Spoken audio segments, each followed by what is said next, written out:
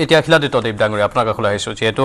এই বিশেষকৈ ধৰ্মীয় মেৰুকৰণৰ বিষয়টোত আপুনি বহু ক্ষেত্ৰত আগভাগ লৈছিল মাত মাতিছিল কেনেধৰণে একাংশ লোক আমাৰ বাবে বিপদজনক হৈ পৰিছে তাৰে প্ৰথম প্ৰতিক্ৰিয়া কংগ্ৰেছ আৰু এআইডিএফে দিলে আপোনাৰ কি প্ৰতিক্ৰিয়া হ'ব ধৰ্মীয় মেৰুকৰণৰ কথা কোৱা গৈছে আৰু জ্ঞানো দিয়া গৈছে যে ডেভেলপমেণ্টৰ বেচিছত মানে ইলেকশ্যন হ'ব লাগে ৰাজনীতি হ'ব লাগে কিন্তু প্ৰথমতে মই ক'ব বিচাৰিছোঁ ভাৰতবৰ্ষত যদি মেৰুকৰণ কৰিছে ধৰ্মীয় মেৰুকৰণ কৰিছে তা প্ৰথম কংগ্ৰেছে আৰম্ভ কৰিছিলে মন কৰিব একেবাৰে মানে কি বুলি কয় এই বেংগল পাৰ্টিশন যেতিয়া হ'ল পাৰ্টিশন অফ বেংগল 1905 ধৰ্মৰ ভিত্তিত হৈছিল তেতিয়া বিজেপিৰ জন্ম হোৱা নাই 1947 ত দেশ বিভাজন হ'ল দুটা মুছলমান ৰাষ্ট্ৰ জন্ম ললে ইষ্ট পাকিস্তান ৱেষ্ট পাকিস্তান আৰু হেতু মানে ধৰ্মৰ ভিত্তিত হ'ল তেতিয়াও বিজেপিৰ জন্ম হোৱা নাছিল কংগ্ৰেছ আছিল তেতিয়া 1937 ত কংগ্ৰেছ পাৰ্টি শাসনত আছিল মুছলিম পাৰ্সোনেল ল ইন্ট্ৰোডিউস কৰিলে কিহৰ কাৰণে যদি সেকুলাৰিজমত ইমান ভক্ত আছিল ভক্তি আছিল আৰু ডেভেলপমেন্টৰ খাতিৰত যদি কাম কৰিবই লাগে তেতিয়া ধৰ্মীয় মেৰুকৰণ কৰি পেলাই মুছলিম পাৰ্সোনেল ল কিয় ইন্ট্ৰোডিউস কৰিলে শৰিয়ত ল কিয় ইন্ট্ৰোডিউস কৰিলে 1976 42nd এমেন্ডমেন্ট কি কৰিলে কংগ্ৰেছ পাৰ্টিয়ে তেওঁলোকে সেকুলাৰিজম শব্দটো হুমাই দিলে socialist secularism কিহৰ কাৰণে secularism just to protect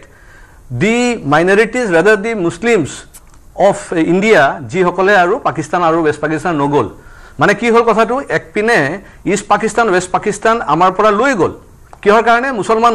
মানে আৰু হিন্দুত্ব ৰাজনীতি কৰি পেলাই আৰু যিখিনি থাকি গল তেওঁলোকক বসুৱা কাৰণে কংগ্ৰেছে বিভিন্ন ধৰণৰ তেওঁলোকে আইন বনালে কেনেকে যে তেওঁলোকে মানে মুছলিম সকলক প্ৰটেকচন দি ৰাখিব আৰু বৃদ্ধি কৰি থাকিব so that যিখিনি বাসি আছে হিন্দুৰ হাতত সেইখিনিও যেন লাহে লাহে গুছি যায় তেইখানে আপুনি সাব ওয়াকফ বোর্ড আছে আপনি বহুত ধৰণৰ আপুনি সাব আনু কেছ যদি চাই সব মানে এটা বিশৃংখলা সৃষ্টি কৰিছে যোৱা ইমান বছৰত কংগ্ৰেছ পাৰ্টি আৰু এই কংগ্ৰেছ পাৰ্টি এনেকুৱা মেৰুকৰণ কৰি কৰি আলটিমেটলি লাহে লাহে কৈ জন্ম ললে কোন বিজেপি 1980s ত 1980s ত বিজেপি মানে জন্ম ললে আৰু প্ৰথম ইলেকশন কেতিয়া খেলিলে 1984 ত খেলিলে আজি কংগ্ৰেছে কৈ আছে কি ডেভেলপমেন্টৰ কথা পাতিব লাগে আৰু ইন্দিৰা গান্ধী কি পাতিছিলে ইন্দিৰা গান্ধী হেতুৱে কৈছিলে ৰোটি কপৰা আৰু মকান যেতিয়া ইলেকশন আহে তেতিয়া ৰোটি কপৰা আৰু মকান তাৰপিছত পাহৰি যায় তাৰপিছত লুণ্ঠন তাৰপিছত দেশৰ কোনো উন্নতি নাই তেওঁলোকে ধৰ্মীয় মেৰুকৰণ কৰিছে হিন্দু এক প্ৰকাৰে হত্যা কৰিছে মুছলমান সকলক মানে তেওঁলোকে আগবঢ়াই দিছে আৰু তাৰপিছত যেতিয়া কংগ্ৰেছৰ ভিতৰত কাজিয়া হৈ গল তেতিয়া আৰু এজন জন্ম ললে যেনেকৈ অসমত আমাৰ এউডিএফ ললে 2006 চনত কিহৰ কাৰণে যে কংগ্ৰেছত মানে আৰু এটা বেছি লোডেড হৈ গল মানে মুছলিমৰ সংখ্যা এটা নিজে নিজে যদি আৰু কিবা কৰা যায় তাতে আকৌ এটা মেৰুকৰণ কৰি পেলাই নিজৰ ভিতৰতে এখন ডিভিজন হ'ল আৰু এই প্ৰমাণটো পাই গৈছো আমি ধুবৰী যদি লোকসভা ইলেকশ্যনত চাই আগতে কোন ধুবৰী সিট জিকি আছিল বিজেপি তো জিকা নাই ধুবৰী সিট জিকি আছিল এউডিএফ তাৰ পিছত যেতিয়া কংগ্ৰেছ জিকিলে 10 লাখ মাৰ্জিনত কংগ্ৰেছ জিকিলে তাৰ মানে এটো কি হ'ল কিহৰ কাৰণে কোনে ভোট দিলে এই ধৰ্মীয় মেৰুকৰণ কংগ্ৰেছ কৰিছে এউডিএফ কৰিছে ভাৰতবৰ্ষৰ মুছলিম লীগে কৰিছে সিপিএম বা কমিউনিষ্ট পাৰ্টি সকলে কৰিছে কৰি কোনো এটাই উদ্দেশ্য তেওঁলোকৰ সেকুলাৰ দেখাই কেনেকে হিন্দু সকলক সনাতনী সকলক নিষ্ক্ৰিয় কৰিব লাগে তাৰে এটা এজেন্ডা আছিল আজি আপুনি কৈছে যে এটা ধৰ্মীয় মেৰুকৰণৰ কাৰণে এই যে বুলডোজাৰ চলাব মুখ চলাব কিয় নচলাব আমাৰ সত্ৰৰ মাটি কোনে কাঢ়ি ললে আমাৰ গভৰ্ণমেন্টৰ মাটি কোনে কাঢ়ি লৈ গৈ আছে আমাৰ ৰিজাৰ্ভৰ মাটিত কোনে বহি আছে আমাৰ যিমান মানে প্ৰটেক্টেড ল্যান্ড আছে আজি যদি কব্জা কৰি আছে অসমীয়া মানুহ কেইজন কৰিছে আৰু মুছলিম মানুহ কিমান কৰিছে হেই 1936 ৰ পৰা ক্ৰমে এই আগ্ৰাসন চলি আছে আৰু কৰি সৰ সাপৰি গুটেই সত্ৰৰ মাটি সব ধ্বংস কৰাৰ পিছত আজি যদি ইভিকশন কৰিব লাগে তেতিয়া প্ৰশ্ন আহে কি এতিয়া মেৰুকৰণ চলি আছে নিশ্চয় গুৰুত্বপূৰ্ণ কথা এয়া বিজেপিৰ তৰফৰ পৰা প্ৰাক্তন বিধায়কগৰাকী এইখিনি কথা কৈছে মই বাকি অতিথি কাষলৈ যাম কিন্তু অমন ৱাদুদৰ একেলগে মই প্ৰতিক্ৰিয়াটো লৈ ললে অলপ কথাখিনি আগবঢ়োৱাত সহায় হ'ব অমন ৱাদুদ কি ক'ব শিলাদিত্য দেৱৰ এই বক্তব্যখিনিৰ ওপৰত চাওক তেখেত এতিয়া বিজেপিৰ প্ৰাক্তন এমএলএ তেও কৈছে যে মই জ্ঞান দি আছো ডেভেলপমেন্টৰ ওপৰত আৰু হেনো জ্ঞানৰ কি ডেভেলপমেন্টৰ ওপৰত কথা কিয় ক'ব লাগে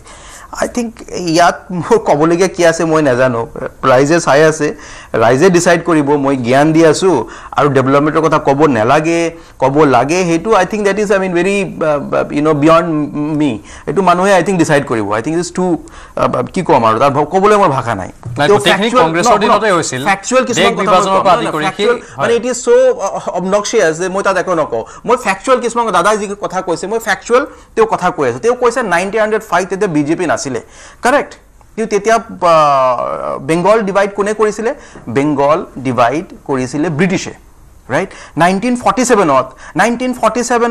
25 ত তেওঁলোকৰ যেটো পেৰেন্ট অৰ্গানাইজেচন 1925 ত হেতু ফৰ্ম হৈছিলে আৰু আপুনি যদি গুটে ইতিহাস আপুনি উঠাই চাই 1937 ত সাবৰকাৰ ভাৰত বিভাজনৰ কথা কৈছিলে 47 লৈকে এওঁলোকৰ সৰকাৰ হৈছিলে হিন্দু মহাসভা যিবোৰ পেৰেন্ট অৰ্গানাইজেচন আৰু মুসলিম লীগে মিলি পেলাই সৰকাৰ কৰিছে কক এবোৰ মিছা কথা নেকি 1947 ত ব্ৰিটিছে ডিভাইড কৰিছে মুসলিম লীগ জিন্নাই ডিভাইড কৰিছে আৰু এওঁলোকৰ যিবোৰ পেৰেন্ট অৰ্গানাইজেচন হেবোৰ ইনভলভ আছিল আমি আমাৰ দল আমাৰ গুটে উই ওয়াৰ এগেইনস্ট দা পাৰ্টিশন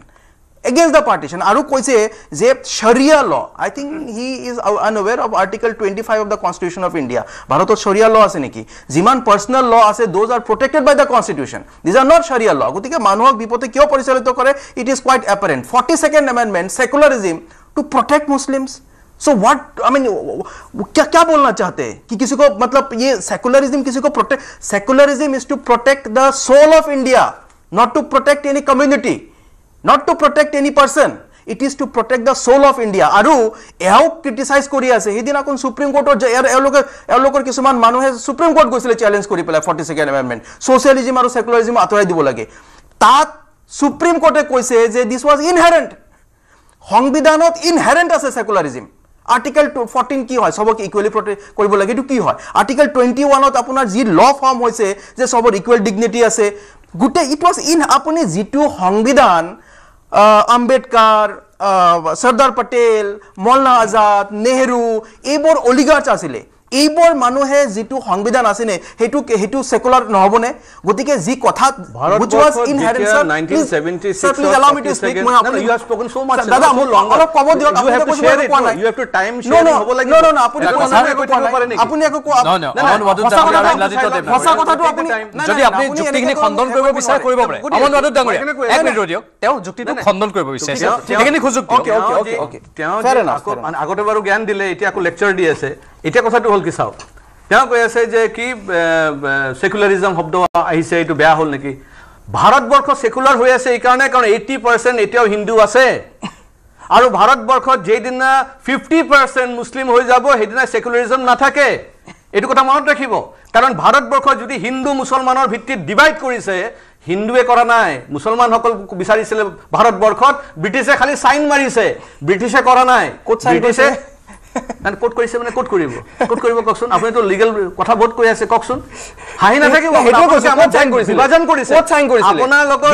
বিভাজনকাৰী দল আপোনালোকৰ যি এনসেস্টাৰ্স আপোনালোকৰ যি এনসেস্টাৰ্স তেওঁলোকে আমাৰ দেশ বিভাজন কৰি থৈ গৈছে it is not that you are in India you are in India because of us আপুনি তেনেকা নকয় because of us because we believe in secularism for this nation our ancestor fought for this nation yeah but they were here because my ancestor fought for they have gone to East Pakistan don't you go to attack like that no dare you I dare you I dare you don't dare I dare you I challenge you I dare you what can you do what can you do we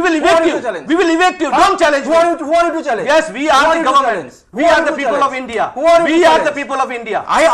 believe in secularism we are বড় খাইছে কিনে অলপ ৰৈ দিছে আমাৰ কাৰণে secularism অলপ ৰখা দিছে অলপ ৰখা দিছে আজি বাংলাদেশৰ হিন্দু থাকিব নোৱাৰে এখানে I dare you বুজিছো অলপ ৰখা দিছে আমাৰ খিলাদিত দেৱ ডাঙৰীয়া অলপ ৰখা দিছে অলপ সেকুলাৰ এটা ভাৰতবৰ্ষ মুছলমান ঠিক আছে মই আহি আছো এক মিনিট ৰিপ্লাই কৰিব দিও মুছলমানৰ পৰা আমাৰ সেকুলারিজম হিব নালাগে পাকিস্তানত দেখাও আপুনি বাংলাদেশত দেখাও what is secularism আপুনি সব বাংলাদেশ হিন্দু হত্যা কৰি আছে লাজ লাগে আপোনালোকে যোৱা নাই লাজ লাগে আপোনালোকৰ তেওঁলোকে পাকিস্তান ঠিক আছে মই বহুত লজ্জিত বোধ কৰিম কিন্তু এইখিনি ৰৈ দিয়ক অনুৰোধ কৰিছো অমন ওয়াদত ডাঙৰীয়া ৰৈ দিয়ক অমন ওয়াদত ডাঙৰীয়া এক মিনিট মই আহিম আপোনালোকৰ কাষলৈ কোনো ব্যক্তিগত আক্ৰমণ নহয় কোনো ব্যক্তিগত ইয়াত ব্যক্তিগত আক্ৰমণ নহ'ব আপোনাকো কৈছোঁ অনুৰোধ কৰিছোঁ দুগৰাকীকে কৈছোঁ নিশ্চয় মই সুযোগ দিছোঁ মই সেইকাৰণে আৰম্ভণিতে বাকী তিনিজনক আপোনাৰ ঘৰত আহিছোঁ শুনক কথা কৈছে allow me to speak নিশ্চয় please allow me to speak then দিয়ক আপোনাৰ কথাখিনি একেবাৰে শেষ কৰক শুনক যেতিয়াৰ পৰা 1857 ৰ পৰা হাজাৰ হাজাৰ মল্লাক কাটাল কৰা হৈছিলে বুঝছে যদি আমাৰ জীৱৰ মানুহে বিভাজন বিচাৰি তেওঁলোকে গুচি গৈছে জীৱৰ মানুহে ভাৰতবৰ্ষ বিচাৰি তেওঁলোকে ইয়াত আছে গতিকে কাৰ এনসেস্টৰ গালি দিব আহিছে ইয়াত আমি ইলেকশন কেনেকে হ'ব হেতু কথা কৈ আছো তেও একটা কথাত মই তেওঁক যুক্তি হকাৰে ফ্যাক্চুয়ালি মই তেওঁক ৰিভাৰ্ট কৰিছো নিশ্চয় আমি যুক্তি বিচাৰো হু ইজ হি ব্যক্তিগত আক্ৰমণ নহয় ব্যক্তিগত আক্ৰমণ কৰিব মই তো এনসেস্টৰ কথা কৈছো আগতে মুছলমান বিলাকৰ কন্ট্ৰিবিউশন আছে মই তো ইয়েস মই কম যে আমাৰ ভাৰতবৰ্ষত যেতে স্বাধীনতা সংগ্ৰাম চলি আছে মুছলমান সকলৰো কন্ট্ৰিবিউশন আছে আমাৰ মোহাম্মদ জিন্নাৰো কন্ট্ৰিবিউশন আছে কিন্তু জিন্নাটো আকৌ এটা দেশতো লৈ গল না সেই তাৰ পিছত আমি কি পৰিচয় দিম এটা আমি জিন্নাক পূজা কৰিম নেকি ইয়াত জিন্নাটো ফ্ৰীডম মুভমেন্ট আছে নাই ঠিক আছে ফ্ৰীডম মুভমেন্টত আছিল কিন্তু জিন্না যেতিয়া ফ্ৰীডম মুভমেন্ট কৰি ব্ৰিটিছৰ খেদি পেলাই নিজৰ দেশ লৈ গুচি গল আৰু আমি ইয়াতে বহি আছো সেকুলাৰিজম কৰি আজি হিন্দুৰ মাটি কাঢ়ি লৈ গৈছে আজি সত্ৰৰ মাটি কাঢ়ি লৈ গৈছে আৰু আমি এনেকে বহি থাকিম আৰু ধুবৰী নিচিনা জাগাত আপুনি ইলেকশন খেলিব পাৰিব মিউচুৱেলি এবাৰ কৈছে খেলিব পাৰিব ধুবৰী নিচিনা 80% হিন্দুৰ কাৰণে ইণ্ডিয়া সেকুলাৰ আই এগ্ৰি এও নিচিনা হিন্দুৰ নিচিনা নহয় এও এতিয়া ক'লে আমি সেকুলাৰিজমক বহি থাকিম so it only means that Bharat secular হৈ আছে এওলোকৰ নিচিনা Hindu that is true I repent that my ancestors ঠিক আছে কথাখিনি আলোচনাৰ মাজে আমি আগবাঢ়ি যাম আলোচনাৰ মাজে আগবাঢ়ি যাম আমি খং ৰাগ অভিমান অলপ বাদ দি আলোচনা স্পষ্ট ৰূপত আলোচনাখিনি আগবঢ়াই নিয়াটোৱে আমাৰ দায়িত্ব